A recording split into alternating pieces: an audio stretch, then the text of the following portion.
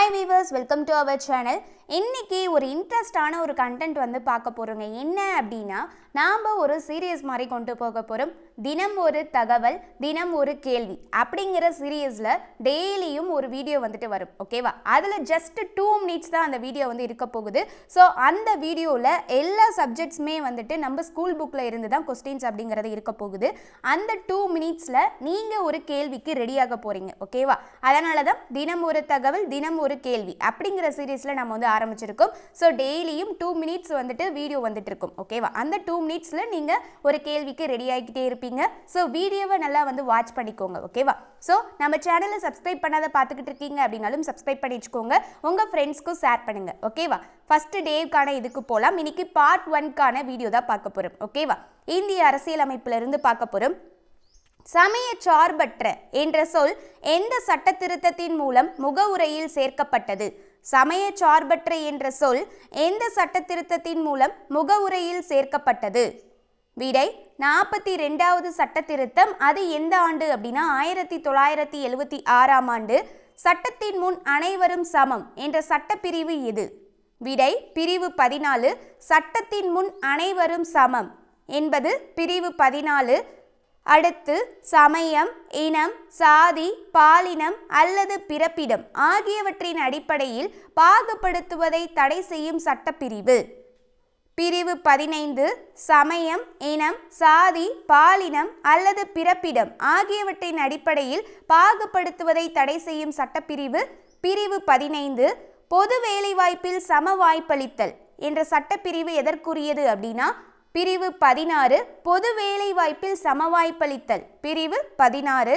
தீண்டாமை ஒழிப்பு என்பதற்குரிய சட்டப்பிரிவு விடை பிரிவு 17. தீண்டாமை ஒழிப்பு பிரிவு 17. இந்திய அரசியலமைப்பு ஏற்றுக்கொள்ளப்பட்ட ஆண்டு? விடை நவம்பர் 26, 1949ஆம் ஆண்டு.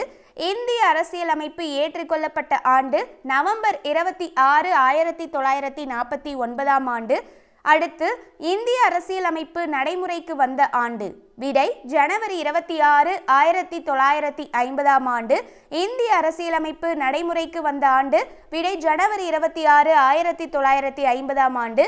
குடவோலை முறை யாருடைய ஆட்சி காலத்தில் சிறப்பு வாய்ந்திருந்தது? குடவோலை முறை யாருடைய ஆட்சி காலத்தில் சிறப்பு வாய்ந்திருந்தது? விடை சோழர்கள். இந்தியாவின் நாடாளுமன்ற கட்டிடத்தை வடிவமைத்தவர்கள்? இந்தியாவின் நாடாளுமன்ற கட்டிடத்தை வடிவமைத்தவர்கள்? விடை எட்வின் லூட்டியன்ஸ், ஹெர்பர்ட் பேக்கர். இந்திய நாட்டின் தேர்தல் முறையை பற்றி கூறும் அரசியலமைப்பு பகுதி மற்றும் விதிகள்? பகுதி 15. விதிகள் வந்து பார்த்தீங்க அப்படின்னா 324 இருந்து 329 வரைக்கும். இந்திய நாட்டின் தேர்தல் முறையை பற்றி கூறும் அரசியலமைப்பு பகுதி மற்றும் விதிகள் பகுதி 15. விதி 324 இருந்து 329 வரைக்கும். அடுத்து தேசிய வாக்காளர் தினம்? விடை ஜனவரி 25. தேசிய வாக்காளர் தினம் விடை ஜனவரி 25.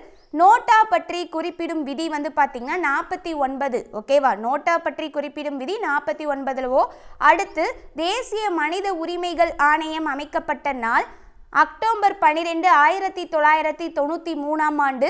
தேசிய மனித உரிமைகள் ஆணையம் அமைக்கப்பட்ட நாள்? அக்டோபர் 12, 1993. பச்பன் பச்சாவ் அந்தோலன் குழந்தைகள் உரிமை அமைப்புகளின் நிறுவனர்? பச்பன் பச்சாவ் அந்தோலன் குழந்தைகள் உரிமை அமைப்புகளின் நிறுவனர்? விடை கைலாஷ் சத்யார்த்தி. இது தமிழ் புக்லேயே வந்து பார்த்துருப்பீங்க. குழந்தைகளை பாதுகாப்போம் அப்படிங்கிறதோடைய மற்ற பெயர் தான் இது. அடுத்து ஃபைனல் கொஸ்டின். தகவல் அறியும் உரிமை சட்டம் இயற்றப்பட்ட ஆண்டு? தகவல் அறியும் உரிமை சட்டம் ஏற்றப்பட்ட ஆண்டு? விடை அக்டோபர் 12, 2005ஆம் ஆண்டு. ஓகே கைஸ், இந்த வீடியோ கண்டிப்பாக உங்களுக்கு யூஸ்ஃபுல்லாக இருந்திருக்கும். இன்னைக்கு பார்ட் 1க்கான வீடியோ போட்டுருக்கோம். அடுத்தடுத்த வீடியோவில் இதோட கண்டினியூஷன் டெய்லியும் வந்துகிட்டே இருக்கும். வீடியோ பிடிச்சிருந்து அப்படின்னா லைக் பண்ணுங்க, உங்க ஃப்ரெண்ட்ஸ்க்கும் ஷேர் பண்ணுங்க. சப்ஸ்கிரைப் பண்ணாத இருக்கவங்க சப்ஸ்கிரைப் பண்ணிச்சுக்கோங்க. தேங்க்யூ.